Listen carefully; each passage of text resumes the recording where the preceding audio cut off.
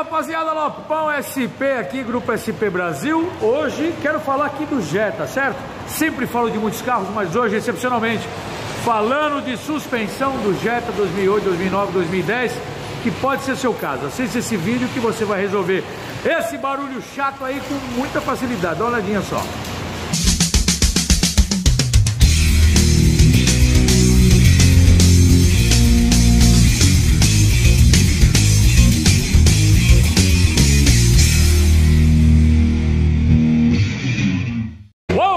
Voltando, vamos lá. Nada mais chato do que aquele barulho na suspensão. Tá andando com o carro, tchac, tchac, tchac, tchac, faz aquela barulheira. Mas o que eu quero dizer pra você, você que tá vendo o vídeo, você que é dono de um Jetta, pode ser 2010, 11, 12, 8, 9, enfim, veículo Jetta. Você que tá ouvindo esse barulho, que tá incomodando, que tá chato, quero dizer pra você, a boa notícia que eu quero passar é que é simples, mais simples do que você imagina. Muitas vezes o barulho vem da beleta, tá certo? Beleta, uma pequena folguinha, que agora, como essa beleta é nova, você vê que eu não consigo movimentar com a mão, a gente tem que fazer até uma certa força, certo? Mas normalmente ela pega uma folga aqui, ó.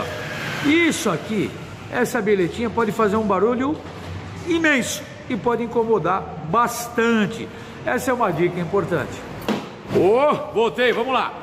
Ainda falando de suspensão, lá embaixo na barra da direção, vai duas buchas ou mancais, tá vendo? Mancais da barra de direção. Uma simples borrachinha, certo? Meu amigo, se tiver folga nessa borrachinha, onde passa aqui a barra da direção, é um barulho.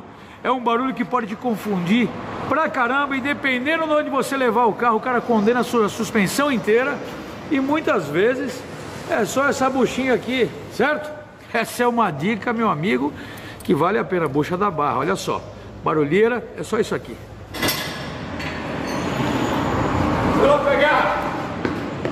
Fui lá pegar a bandeja para vocês. Muitas vezes um dos barulhos mais importantes e responsáveis pelo barulho que você escuta no carro, o grande culpado de tudo isso é a bandeja do seu carro, certo? Folgas aqui nessas buchas, e o barulho se reflete para o carro, quebrando bieleta, entre outras coisas, buchas da barra. Sabe o que eu quero dizer para você, meu camarada? Você pode embuchar sua bandeja. Olha que trabalho bem feito que nós fizemos, tá vendo? Embuchamos a bandeja aqui.